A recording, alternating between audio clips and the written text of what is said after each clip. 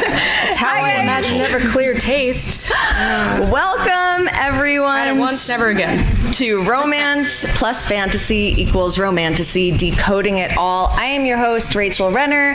I will be walking you through what is Romantacy? What makes it Romantacy? What's the difference between Romantacy, romance, and romantic fantasy? Spoiler alert, there are differences, but literally it doesn't matter. Just read what you want to read. Who cares?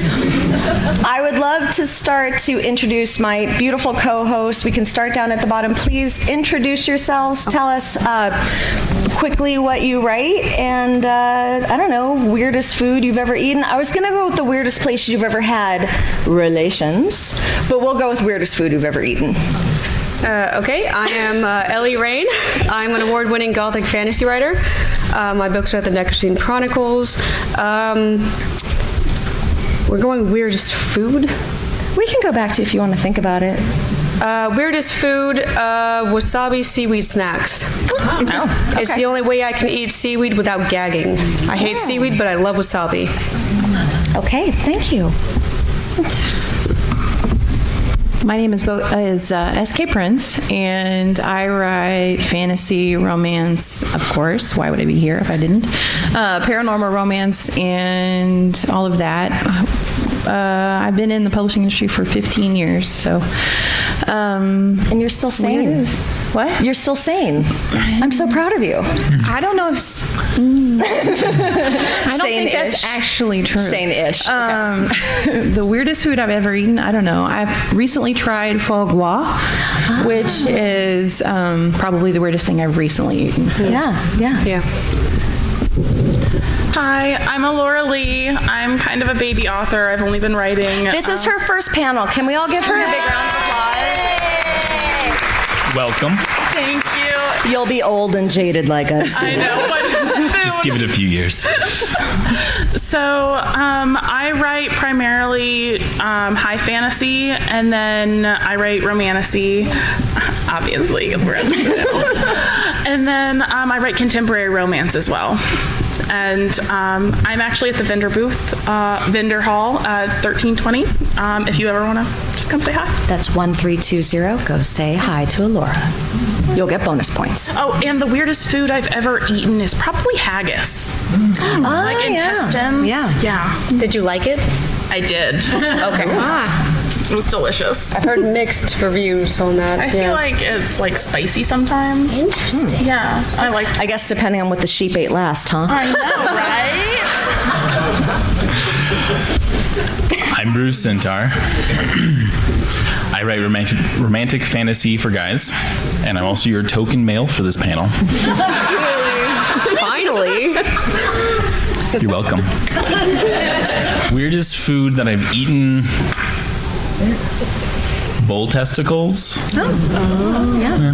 I'm from Colorado, so Rocky Mountain oysters are kind of like. Did you like them? No, I did not. They were squishy. What did you eat? Fair. Not a big fan of squishy textures. Yeah. Anything else you want to add to that? No, I think bull testicles is a good place to end. Wonderful. Did you like the bull testicles? That is important. They were sauteed in garlic, so it wasn't too bad. Oh, yeah, well, garlic makes everything Garlic better. just makes everything better. And again, I'm Rachel Renner. I write contemporary romantasy. I have a few different series out. You'll find me in the panel circuit, borderline getting canceled, but not yet. Not yet. And I'm also the author of the Big Pink book, as you guys might have seen online. It's so shiny. It's so shiny. So we're going to dive in. I'm going to put on my professor hat for a moment, and we're going to talk real quickly about what romantasy is. I want to make sure that we're all on the same page. So let's talk about what the different components that make it up, okay? So you've got romance. Romance focuses entirely on the love story with a guaranteed happily ever after or a happily for now. So when you see HEA and HFN, that's what that references. It's usually character driven with minimal fantasy elements. So, like some examples of that would be like It Ends With Us, The Love Hypothesis, right? What are some of your guys' favorite romances? Disney's out there too, right? Yeah. You guys are too shy. Less binding. We need to fix the shyness. So let's do something real quick. Okay, those of you who were here last night, you know it's coming. I will be good. I know. I know. I'm kind of a selfish person, and I don't like it when people go to panels that aren't mine. It's rude, it's inconsiderate, and my panels are the best. So to everyone who made the wrong choice and is not here right now, I want to give them FOMO, because they did make the wrong choice and they should know it. So we're all going to take a moment to open up a little bit, and on the count of 3, we're going to yell woo. See? I kept it good. You should see what we yelled last night. We're going to yell woo at the top of our lungs because, whoo boy, we're having a good time, okay? And you're not going to pull your punches. We're really going to yell like the walls are going to shake, okay? And just so you know, it's going to go 1, 2, 3, woo. You ready? Yeah. Okay, guys. 1, 2, 3, woo! See, now everyone knows what a mistake they made. Thank you very much. That was wonderful. Woo, Ginu! Do you guys have any romances that you really enjoyed? Like, I loved The Little Mermaid. I'd call that a romance, right? I loved Theoretically Yours. I know it's not Romantacy, but it's my favorite. Yeah. Okay. Can't go wrong with Allie Hazel. So now we'll talk romantic fantasy, right? Because this is where there's a lot of overlap. So romantic fantasy is still the main plot driver. Romance is a subplot. Like, that's primarily what I write, although I do have, like, this one is Romantacy.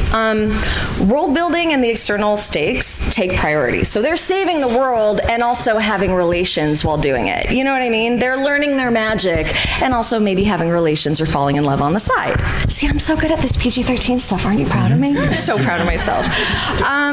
Although a happily ever after is not necessarily required, right? Because, you know, we like the romance part of it, but again, the fantasy is what we're focusing on. Where we get into romantasy is where you have a balanced blend of romance and fantasy. Both arcs matter equally. They're saving the world. They're doing it. They're saving the world again. They're doing it some more, right? You have emotional depth. You've got magical tropes. You've got high stakes and love. So happily ever afters are expected in here. I suppose you don't have to, but I feel like readers would be disappointed, right? So I am. Yeah, right? Especially if they're good looking, they have to survive. Eli Mompress, I love you so much, but God, I wish they had gotten together. Spoiler alert. Okay. I didn't say who. Okay, that's fair. Could be anyone.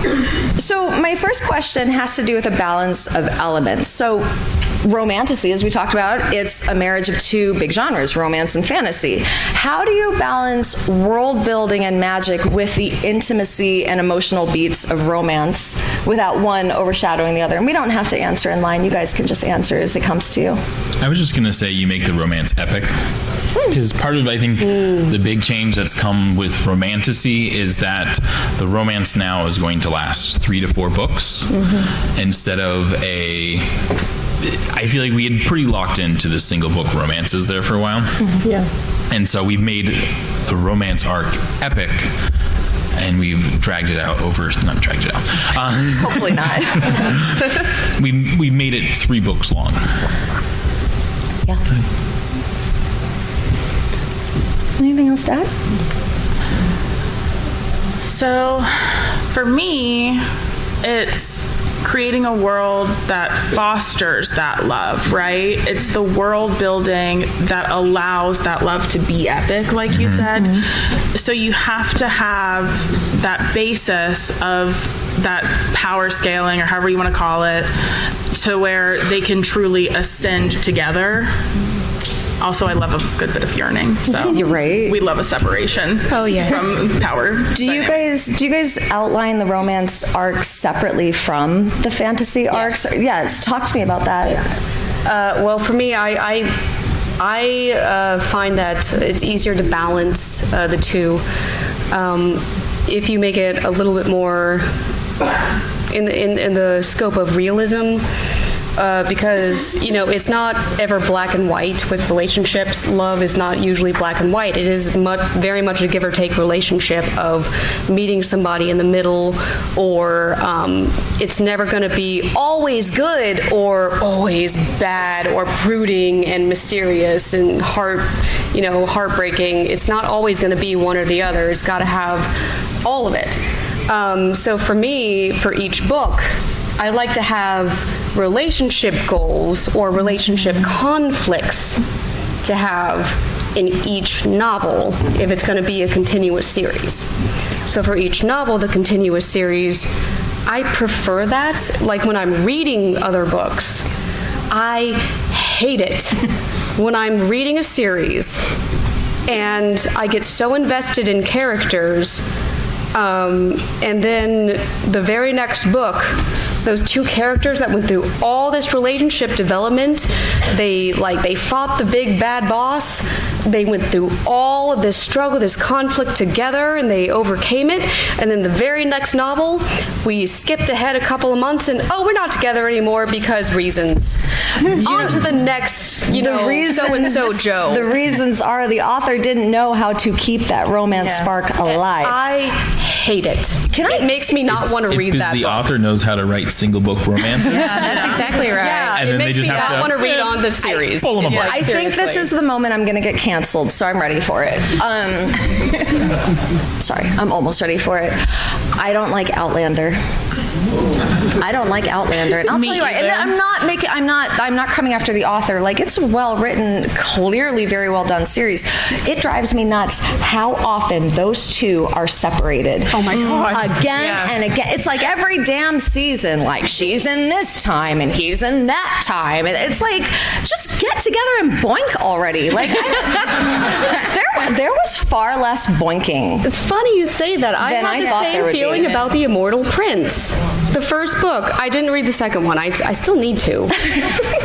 It's somewhere on my mom's bookshelf. But that first book, that's all I thought about was, can we hurry up and get to the boinking scene? So I think this brings up a really good segue of reader expectations, right? So readers of fantasy and romance are often coming with different expectations. What do you think romantasy readers are uniquely looking for that sets the subgenre apart? Like, in other words, do you think readers are primarily here for the sword or the swoon? I don't know if I can answer that for myself. I love myself some armor and sword. Yeah. I love it. Like that stuff gets me hooked. Yeah. If they start talking about their weapons and their armor in detail, that stuff gets me hooked. Sorry, are you being? Oh no, they're literal weapons. Okay, gotcha. Literal swords. You're not being literal. I'm really having to use a lot of euphemisms. I'm sorry, you're not being literal? My bad. Right? Are you here for the sword or the sword? Bruce, you were gonna. I was here for the literal sword. But also the relationship too. Like they both equally get my attention. I think I found my thing. Whoops. Okay. Yeah, someone else answer, please. Hurry. I was going to say the number of guys that are in here, and because I just generally in life talk about writing books, and Romantacy comes up quite a bit. I'm actually surprised how many men are reading Romantacy, and I'm reading Romantacy, and I think we do tend to like the sword. Yeah. More than this one. Yeah. I'm going to say something at the end, but Romantacy's been around forever. It's only because women are writing it that we have to call it something different. But we'll talk about that later. Anyone else have anything to add? Sword or swoon? So I think the coolest thing is when you make the sword and the swoon happen at the same time. Like in the same time? No. Oh, okay. Like the action. Just checking. The action and the action should go hand in hand. Yeah, for sure. They should. One of those was literal and one of those was not. Okay. We'll say if it's a euphemism or not. You often see that set up with the world building where the emotional unlock then opens the powers to solve the big bad, right? Yeah. Anything else? Okay. So Romantacy thrives on tension, right? Clearly, we're already talking about it. Whether it's magical danger, slow burn longing, fated mates drama, what tools do you use as writers to keep that tension simmering throughout the story? I remind myself that the anticipation of something gives you more dopamine than the actual getting Absolutely of does. the thing. Yep. Yes. And I remind myself I am not torturing my readers. They like this. They do. No, they do. They do.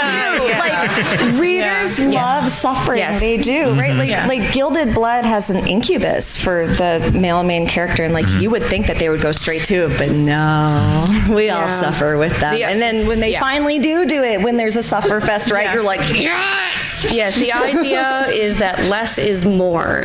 The less that you give someone, the more they want it, is the idea, especially in writing.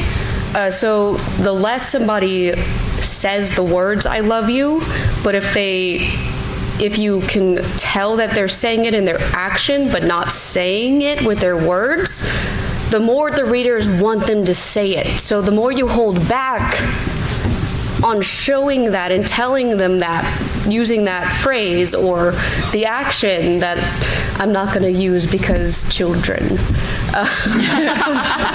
the more the audience wants it. So it is definitely the anticipation of not having it makes you want it more. Well, that's what keeps them reading. 'Cause they're like, ooh, the next page, maybe. Oh, not yet. Dang it. Little dopamine hits, yeah. It goes both ways. Is he finally going to fly? Sorry, Smallville, 7 seasons. You've got your guy over there. Oh, that hurt. Laura, did you have anything you wanted to add to that? I did, yeah. So as I said before, I love me some yearning, right? So I can confidently say separation is my favorite tool to use, especially in a fantasy world when there's so many epic adventures to be had emotionally as you're separated. So when you take into account all the ways that like a fantasy world can tear people apart, it's even more amazing when they come together. Yes. Yeah, well said. Well said. So let's talk heat levels and shades of romance.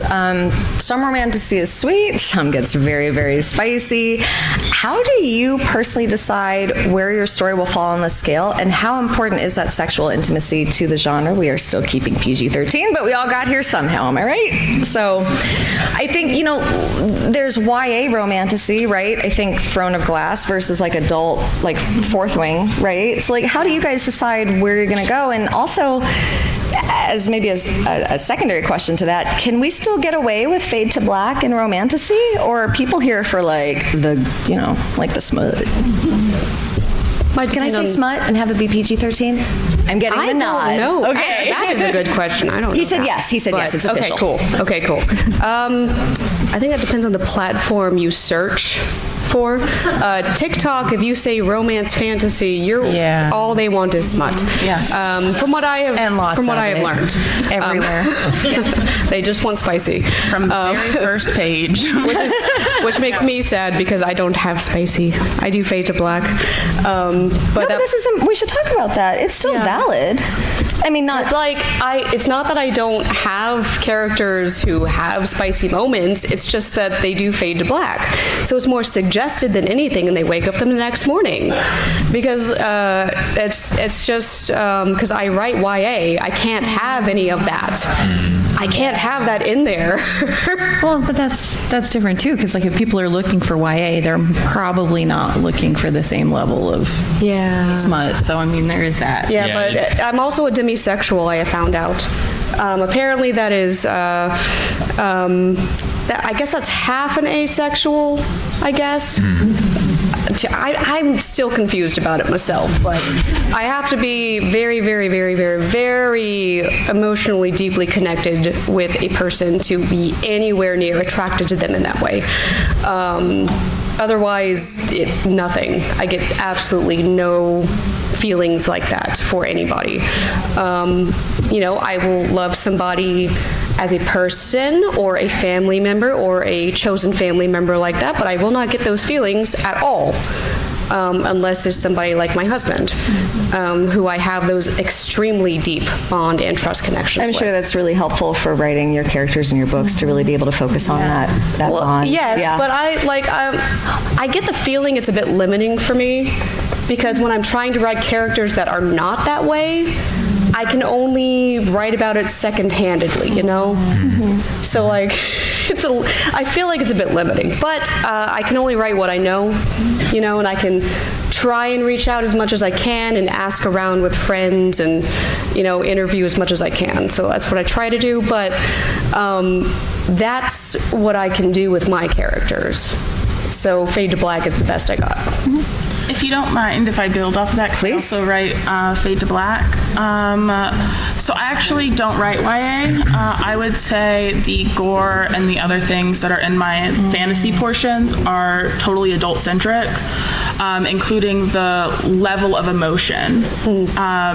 So I don't necessarily think Fade to Black means like an adult isn't interested in it, or I don't necessarily think it's necessary for every romantasy book to have the explicit scenes, and I don't think everyone is honestly always looking for it.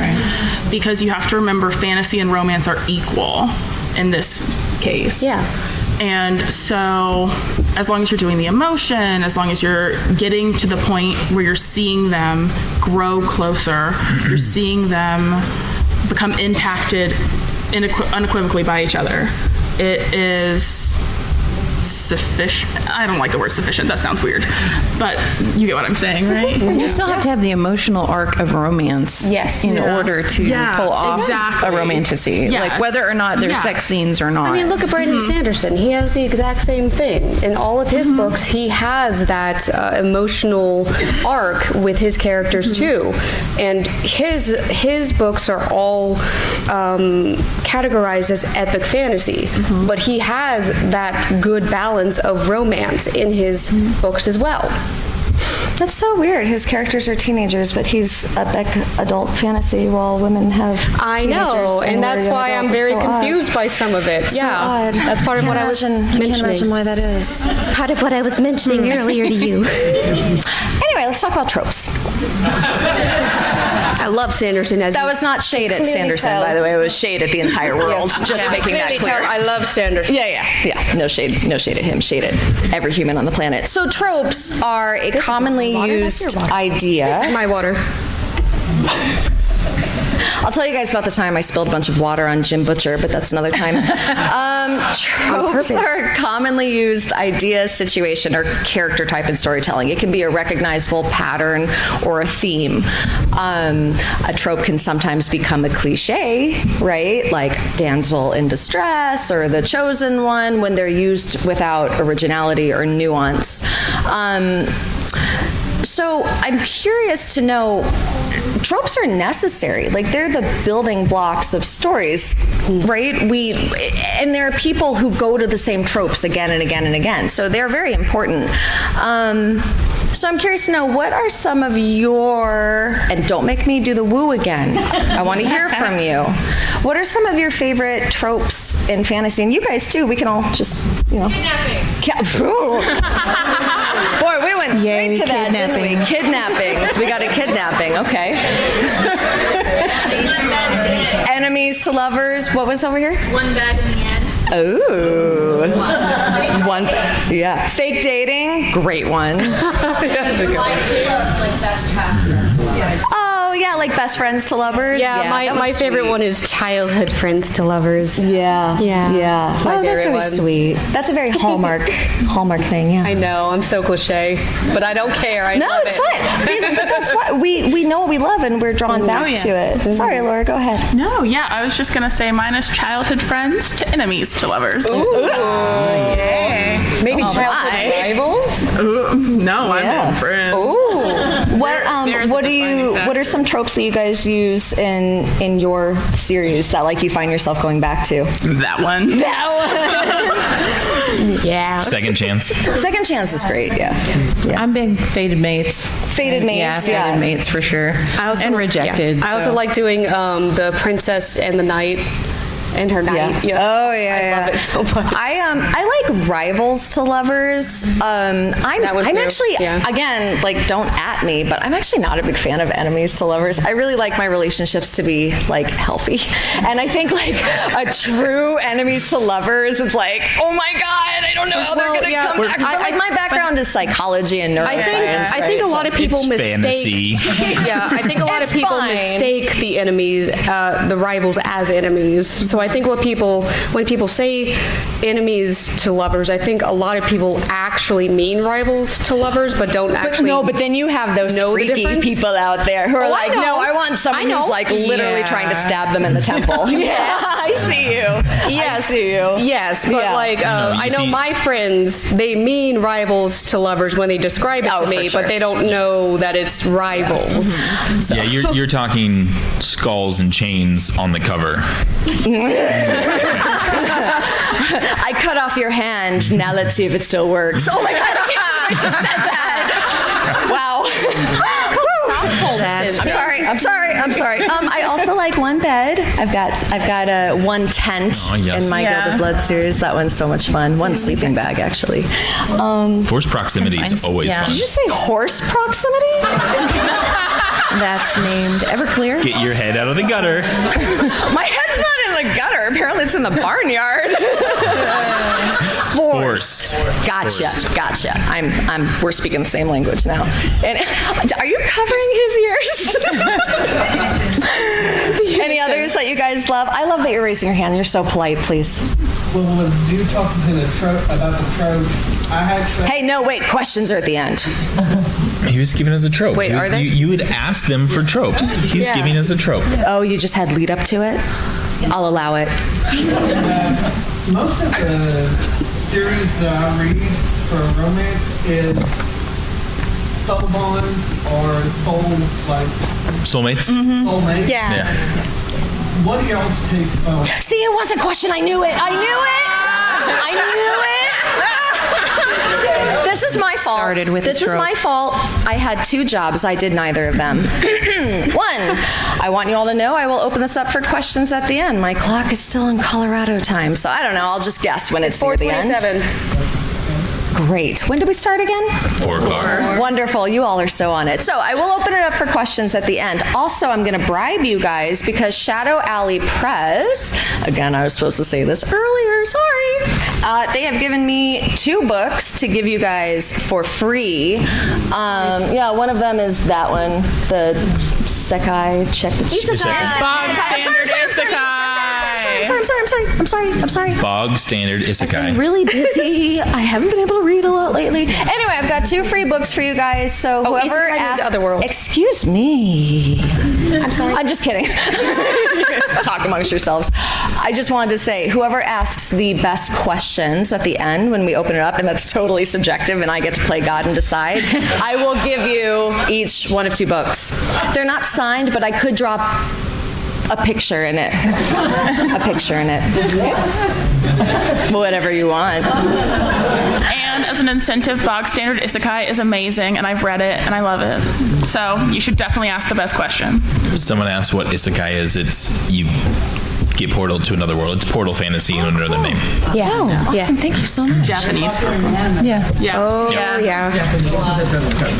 Yeah. Yeah. Okay. Just like one. Okay, never mind. Are there any tropes that you guys find overdone? You're not a big fan of? Arranged marriage. Yeah. To love. I'm not a fan of it. Okay, yeah. Heard. All good. I don't have any trouble with tropes as long as they're done well. Yeah, That's sure. always Yeah. the thing. Like if Yeah, it's done absolutely. well, heck yeah. I don't know about overdone. I just don't like the cheating trope, but like, Yeah, but that's probably just because of, the way that I am. Yeah. But unless they don't love each other, but they do love the person they're cheating on. For some reason, I'm like, okay, that cancels it out for me. Okay. That's the only acceptable thing I can do for that. So, What yeah, about you, that's it. Bruce? You have any tropes you? I'm actually kind of tired of fated mates. I'm so sorry. oh, that's fine. I do it well, so it's okay. Of what? No, I think my favorite trope is when she gets pregnant and then he cheats on her. I love that trope. Oh, no! Just kidding. That is a bad one. Agreed. Oh my, okay. Okay, guys, we'll talk about a cultural shift, right? Romantacy has exploded, right? That's why we're all here today. The fourth wing, ACOTAR, it's created a whole new subgenre. Which avatar? Right? Why do you guys think it has struck such a chord with readers right now? Because people want love. From just like a business marketing hat. And this world sucks. It's really squarely between YA and romance. It's kind of fit a really nice spot in that Venn diagram, sort of similar to the one that Twilight had previously held. Yeah. Yeah, but they moved her up to adult now. She's not adult. So, say that again? They moved her up to adult fantasy. She's not adult. They moved Twilight to adult fantasy? Oh, ACOTAR. Oh, you said ACOTAR. Yeah, gotcha. I thought you said Avatar. It's like, which one? I think Book Talk is driving makes a way lot more of it, sense. right? Book Talk is a huge driving force of it. Okay. But yeah, I do think Romantacy is filling a gap, right? That wasn't there before. Yeah. So Romantacy is obviously celebrated by readers, right? Again, we're all here for it. But sometimes it's dismissed by traditional genre purists, right? Have you personally encountered pushback from fantasy gatekeepers? And how do you proceed? Because I have heard, right? Well, romance isn't serious fantasy, or that Romantacy is just fantasy with too much kissing, right? Have you all, I'm seeing so many people nodding right now, right? Yeah. Is this a form of gatekeeping you guys have experienced? Oh, yeah. Yeah. They consider, well, in my experience, because I was a woman, because my name was not abbreviated or whatnot, and it was a feminine name, it was assumed, I had a lot of people be like, how much romance is in it? Because, right, it's just fantasy, right? And yeah, there is romance in it, but there's not that much more romance in it than, like, most of the epic fantasy genres out there that are written by men. But apparently, especially trying to get your books into Barnes & Noble, they actually told me this in person, they would only accept my books on the shelves if it was written as YA romance. So if I had marketed it to them as YA romance fantasy, and not simply fantasy. Kind of seems like they were just kind of telling you to go back to your place. Right? Yeah. You're a woman, go back to writing It did your feel romance. like that, yeah. Exactly. Have you guys experienced any form of gatekeeping like that? Or dismissals? So, yes. That's an easy answer. It's harder to describe how it's dismissed because it's not always so overt. Sometimes they just exclude you from the conversation entirely. Yep. Yeah, I would say I find that if you have anything romantic or sexual in your books, that seems to overshadow any other artistic value it may have. Yes. Unless you're James Bond, she dies. Unless you're James Bond and she And dies. it's just very overpowering for most people, it seems. If she's treated like a score, like a reward for the character, then it's okay. Yeah. For some reason, like, I don't get it, man. We treat romance really weirdly in this country, like really, really weirdly. It was one of the new Batman movies by Christopher Nolan with Heath Ledger as the Joker. So that was the second one, I think. And that was PG-13, right? Dude, he literally slams the guy's head into a pencil. Oh, And I go, and again, I'm not coming at any people in particular, but I go to SLC, Salt Lake City FanX, right? There's a lot of very religious people there, no problem, right? But the religious people are coming up to me when I'm selling and signing books, and they're saying, is there romance in this? Not, is anyone's heads being chopped off? Is anyone being eviscerated? Are there any guts being pulled out, right? It's just, what's the romance level in this? I need to know, right? Yeah. The violence in my book is pretty extreme, man, but it's still PG-13. Yeah. So only romance because there's is nothing weird. explicit in it sexually. They're coming at it, there's both a prudeness and like a puritanical aspect to it, right? Yeah, weird, but then for there's sure. also a dismissal, which is, well, women write romance for women. So it's just kind of like a chick thing. Like, is there a single man in here who doesn't like romance? Really? I think you guys like being swept off your feet too. Romance is the single largest genre in publishing. Like, to be dismissive of in publishing, I think, is probably rooted somewhat in jealousy. So I do hear you. I did have a male author come up to me, and I'm doing okay, right? I'm doing okay. And he came up to me and he said, I can't get any publishing houses to pick up my books because I don't do romantasy like you.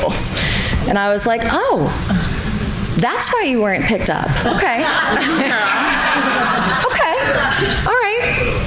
Here's the thing. Fantasy has always had romance in it. Always. Yes, Always. Aragorn and Arwen, right? Lancelot and Guinevere. It's there. It's out there. Maybe it's not written as well as it is now, but it's always been there. Yeah. I mean, the hero gets the girl is a trope.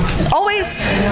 But now that women are leading the charge, we suddenly need a cute diminutive term like romantasy. Oh, I bet you guys didn't see that this was going here because we like romantasy, right? But do we need romantasy? Do we need that term? Is it empowering?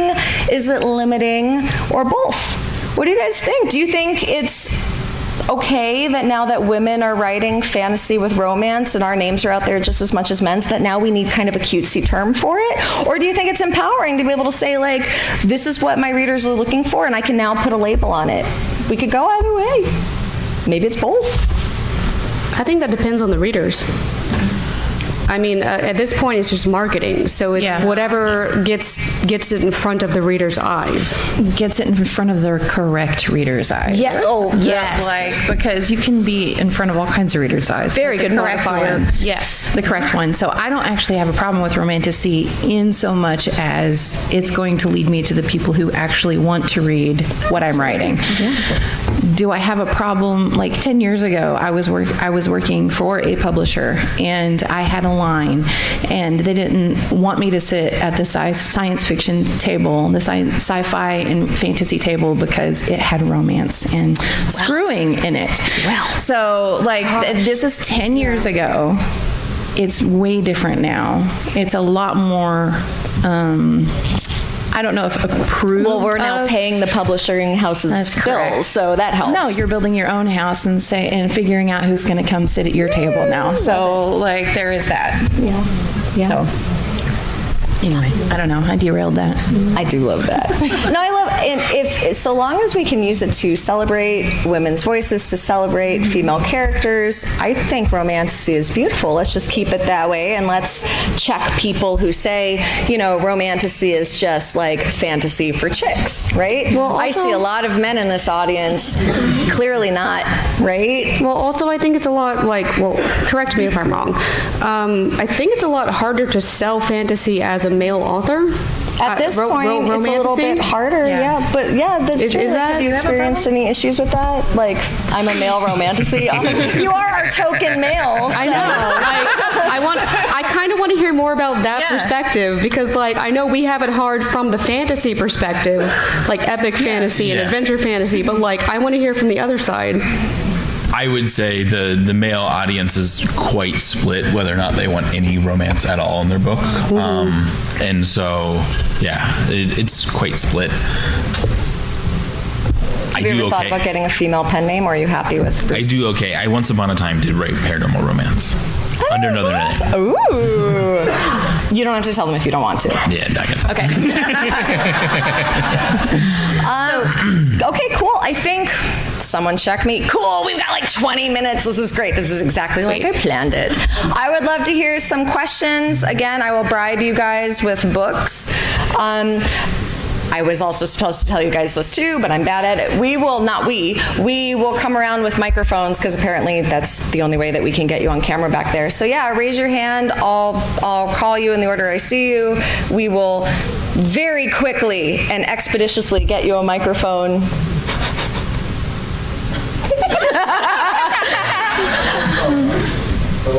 Oh, maybe we'll get you a microphone, or I might just have you. Go ahead, yeah, you're closest. Or is it memorized? Is it alive? Yes. Okay. Yes. So, how do you think that the cultural shift from heteronormativity and mononormativity is going to affect romantasy and other book genres going forward? Because it seems like culturally we've become a lot more accepting of things like homosexuality, polyamory, just as a culture. Yeah. But I don't think that the general public is still open to that yet. Yeah. Like there's sort of people that are like, this is love, it doesn't matter. And then there are people who are like, if you put anything that's not, a man and a woman in any book, forget it, I'm not gonna read it. Yeah, I think indies are really leading the charge there, right? It's not gonna be the traditional sphere who, they're not gonna take that risk. They have a very specific, for the moment, right? But they have a very specific formula and they're picking up authors in hopes that they'll sell tens of millions of copies of books. So I do think indies are doing a great job. Traditional, I'm not saying they're not doing it. I'm just saying indies I think are really going to be paving the way, and I do think that the traditional publishing sphere is going to be playing catch up. Indies are going to make money off of it. Oh yeah. And then traditional publishing will say, we want some of that too. Yeah. As they often do. Yeah. Yeah, I'm actually kind of worried about that, to be honest. I guess my worry is more, I'm worried about the traditional route, the traditional publishers I'm worried are going to be censored from it. I hope not, but it seems to be happening in schools already. Valid worry. I don't know if that's going to spread outside of schools or not. Maybe I'm just being, maybe my anxieties are speaking for me. So take what I say with a grain of salt because I'm not an expert. Yeah. Go ahead, my darling. I'm just generally scared, What drove you to write Romantacy? Have you been reading it for a while, or is this like a newer genre to you? Why did you decide to write Romantacy? That's such a great question. Thank you. Anyone? Yeah, I decided to write Romantacy because in my previous books there was no romance at all.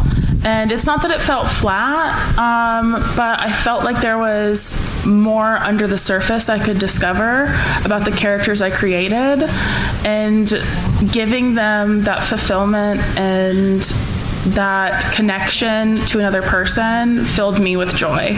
And so I like to write what I like to read, and so I was like, I want to read that. Yeah. And so I did read some Romantacy before I started writing it because that's what I like to read. But I really started writing it because I had already written the other stuff. And I was like, I want to. Yeah, I see your hand, please. If I had to venture a guess, I'm probably not alone here. But as somebody who's read some fantasy and enjoy it, I've never read any kind of romance stuff. She has tried, for what it's worth. Where would you guys start? I know where she would have me start. Where would you guys have me start? Do you like epic fantasy or urban fantasy? Like, where do you find that you can just yell? I would say probably epic fantasy. You like epic fantasy? There's a lot of epic romantasy. Do you like political intrigue? I'm trying to narrow it down. I really want to help them. I was just going to say stay away the ones with the chains and the skulls on the cover. Oh, yeah. As a guy, those are actually quite shocking. Oh, you know what? You should start with Haunting Adeline. I think that'd be a great one for you. What? It'd be so good, right? I'm just going to hide. Okay. Quick answer. Very quick answer. young adult would be a better place. So you want young, so you want like a fade to black, like epic, YA. Perfect. Dip my toe in the water. Throne of Glass might be a good one. Jumping in the deep end with skulls and shit. Okay, you guys, do you want to, if you have an answer, go ahead and rapid answer, and then I'll get the next. Yeah. So I think you would like the Terra and Soul series by C.L. Wilson. It's mostly epic fantasy with some romance on the side. Anyone else? I'm trying to remember the name of it. Oh my goodness. If you remember, we can come back. Rachel Aaron. I think her new attached name is Rachel Aaron Bach. Has a dragon shifter series. Gilded Blood by Rachel. That's also really good. Here, let me slip you that 20 under the table. That thing is shiny. You should buy it. If you want to do commercial, try Throne of Glass. It seems I'm like gonna that might Google be. this. This is hard. Okay, I'm gonna go boom, boom, boom. Oh, Who's the first? Were you the first one? I think so. So you said that like Romantacy focuses on women and empowers women, and I agree. I think that it's the reason why it has become like a split off thing is mostly sexism. But like, what about Romantacy focusing on like specifically queer men? And Do you know any? I would love some Rex. Oh yes, I do. Oh please, Sebastian Nothwell. Okay, perfect. Because like there is a dearth of that right now, and I'm trans and I'm an aspiring writer as well, and so that's kind of the niche that I want to fill. Yeah. But Yeah, and to be clear, Romantacy is a blending of romance and fantasy. I don't think it needs to be by women for women, but I think because it overwhelmingly is, for better or for worse, that's more what I was talking about. Oh man, we welcome your voice. I can't wait to see what you write. And yeah, we need more of it. We need more of it. Yeah. If you have I can give you Rex. Yeah, I'd love to hear some Rex. I would love that afterwards, please. Yeah, always spice. Always spice. DM's open. I've got a card. Go wild. Yeah. So yeah, I would love to see more voices like yours out there. So good luck. And I think there was right there in the. By the way, the book I was thinking it was Nice Dragons Finish Last by Rachel Aaron. Okay. So yes, highly recommend that. Go ahead. Hi, you mentioned the concern that in the future you're worried about publishers potentially censoring you. So do you think that in the future there'll be more writers considering self-publishing instead? Do you think there'll be an increase of that instead?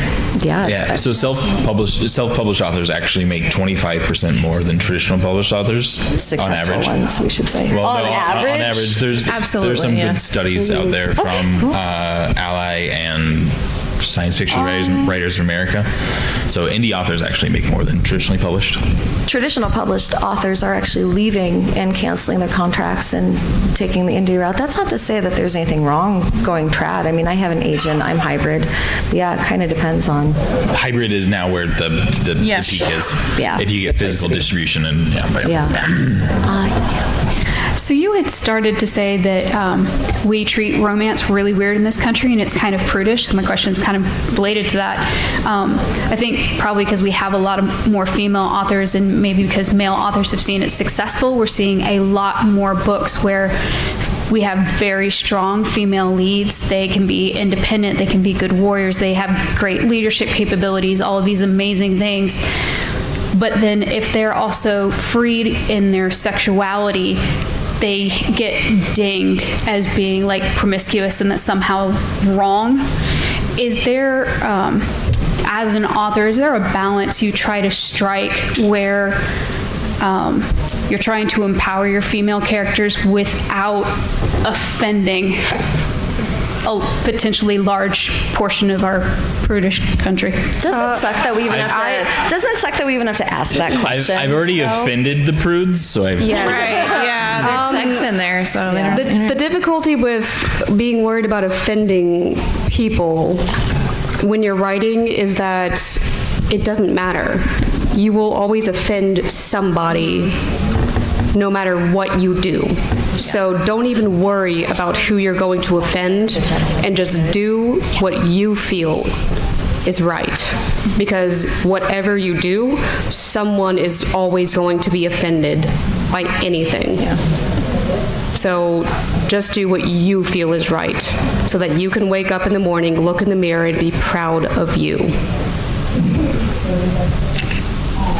Yeah, I was wondering how y'all feel about emotionally devastating your audience. Love it. Love it. Love it. The reviews are harsh, but it works. Really, I cackle with glee. I feel guilty. So, okay, I saw you. I saw a hand over there. I saw you. So let's get there because you're already geographically neighbors. And then...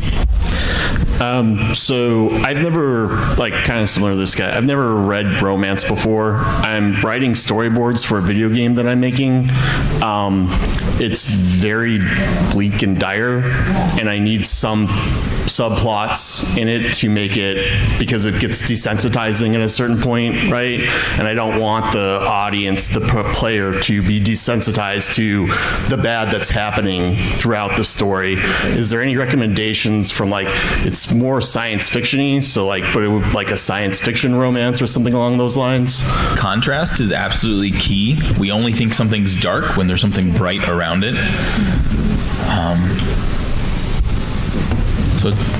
No, I totally, like, 100%. Like, that is exactly it. But you wanted a rec. You wanted a sci-fi romance rec? Yeah. Sci-fi romance. What book? Lois Master Visual, who has a couple of Hugos, has a Vorkosigan series fairly long running, and her primary character falls in love, meets a lady, falls in love with her, has a lot of issues, and ends up with an extremely funny book. Cool, I'm going to do some helpful matchmaking. Gentleman in the green, lady in the paisley, talk after this panel. Go ahead, Glitter Bomb. Thank you.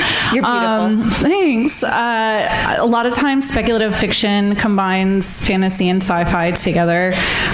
So I know we're talking about fantasy here, but out of curiosity and kind of jumping off of his question, do you guys foresee sci-fi also going through a romance fusion in the future? I think it already has. I mean, Star Wars I would point was to kind of- Ruby Dixon and that explosion. And that explosion has kind of ended, and then Romantacy has kind of come out of the ashes of that. So I think sci-fi has had a big one. It just didn't have a big catchy name. I think it's being fallen underneath the romantasy.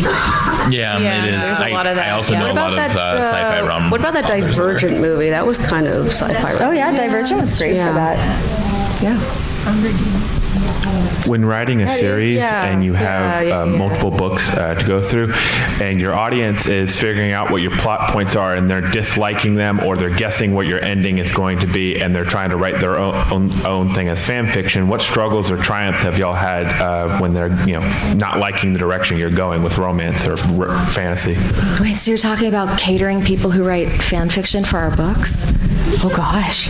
So I actually have some experience with this because one of my true, like, no romance fantasy is actually a web serial.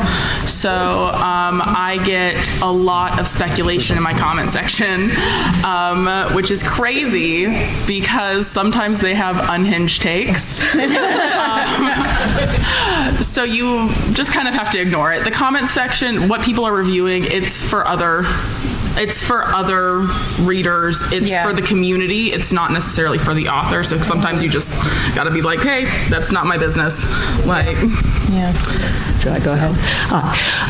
As writers, the big trend, of course, in Romantacy is multiple book series. Duologies, trilogies, and then up into 7, 8, and they seem to never stop. As writers, do you feel like you get any pressure from your publisher or from yourself to write things that long, and what do you feel is your sweet spot in terms of how long a series is going to be, or are you like one and done? Or is it just kind of naturally come to you as the story comes? Kind of depends on the story, honestly. Yeah, I think Romantacy, the typical expectation right now is 3 to 4 books. Yeah. I would say that is the reader expectation, and so there's significant pressure to to 3 or 4 books. Yeah, 4 books is kind of my sweet spot. And then, of course, there are the readers who are like, don't stop, keep writing, do spin-offs, it's always nice. How do you feel like the marketing is changing with like TikTok and Instagram and all of these different like book talk and marketing your romantasy or even romance fantasy and catering or not trying to fall into those categories? I feel confused. It's crazy. I don't know how to market anything anymore. I don't know what I'm doing. You have to put yourself on video now. I thought I knew before, and I don't know anymore. I'm so confused. It's definitely, there's a big push to get like spice, right? And it does make me sad that a lot of non-spicy authors are kind of being pushed to the wayside, and that the same very spicy titles are just being repeated over and over again. And that's not to say they don't deserve hype, but it is really drowning out a lot of the fade to black and no spice. And so that's kind of a bummer. People feel like they have to write that now in order to get anywhere. So it's doing, in some ways, it's doing some damage. It's the social media, it's the algorithm. The one or 2 titles becomes the center and seems to be super heavily pushed. Then as an author, what you can do is try and advertise on that book. Try is the key word. 5 minutes. 5 minutes. Okay, go ahead. So after the pivot from like the 1-book series to the 3-book series, how do you guys feel as authors that has shaped your sort of expectation for the arcs for your characters, both from a fantasy perspective and from a romance perspective? How do you guys like do arcs for characters or do arcs for your story overall? I'm entirely a pantser. I sit down, I don't know what we're going to write today, but usually I end up giggling to myself. I'm a little bit different because I pick the main 3 struggles for my trilogies at a time. And then I work off that one grandiose goal to pants everything else. And so it's a little bit easier because I have those 3 already plotted in that arc format. Yeah, I do that too. I do acre point plots. You may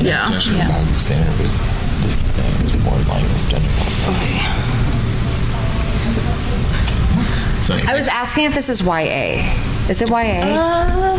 Does anyone know? Has anyone read this? I've read it. Is there anything inappropriate? No, there's no sex in it. Okay, cool. Just check. Oh, only sex is inappropriate. No. Damn, Laura. Listen, I work in a vendor booth, and that's what they ask. That's the coded word. And beheadings and everything, but there's nothing inappropriate. There's no sex. American TV shows get violent warnings when they show in the UK. Yeah.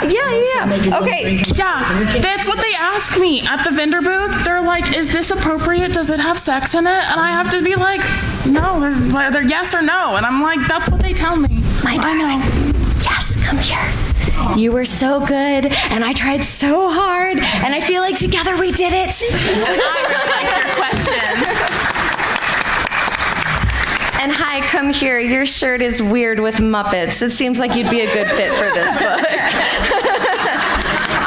You guys, I want to thank you so much for coming. Authors, very quickly, tell us where we can find you online, and go ahead and repeat your booth if you're here. And we're going to end with a woo, so those of you don't leave yet, okay? Go ahead. Again, I am Ellie Rain. You can find me and my books online at necroseam.com. That's necroseam.com. You can also find me at ellierain.com. I don't have a booth per se at this weekend, but I do have half a table at the Gather event. Where is this? That's at 8 o'clock tonight, and it's one floor up in the International Ballroom. Yep. Big book selling party for a bunch of authors. Yes. And go ahead, Michael. I'm SK Prince. You can find me at skprince.com. They misspelled it. You can look at that. It says SK Price, but that is not correct. It's SK Prince. And then also I've got English and German and all kinds of translations and stuff. So if you know anybody in Europe, super cool. Again, I'm Laura Lee. I'm in vendor booth 1320 with a bunch of other authors. It's really cool. You should drop by. I'm Laura Lee Writes on everything. So I have my website, Laura Lee Writes, my Instagram. I think my TikTok is just Laura Lee, but don't quote me on that. I don't know. I'm bad at social media. Yeah, I'm Bruce Centaur everywhere, brucecentaur.com. Centaur, as I'm pretty sure an entirely unique last name. Yeah. So SEO is great. I'm Rachel Renner. You can find me at rachelrenner.com. It's one N, Jeremy Renner, super extra. And I will be doing a few panels here. Just look me up on your app. Come to Boinking Beasties if you want to see my X-rated version. Not you. With that, please help me thank our authors with the loudest woo you could possibly muster on 3, okay? 1, 2, 3. Thank you guys, you were wonderful.